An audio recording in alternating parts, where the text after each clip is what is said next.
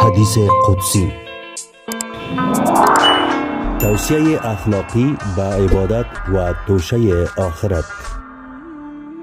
خداوند متعال در تورات می فرماید: ای فرزندان آدم، مرا به اندازه‌ای که به من نیاز دارید اطاعت کنید و مرا به اندازه صبرتان بر آتش دوزخ معصیت کنید.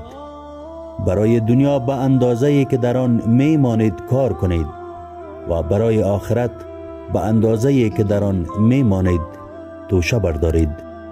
الجواهر الثانیه، صفحه 66.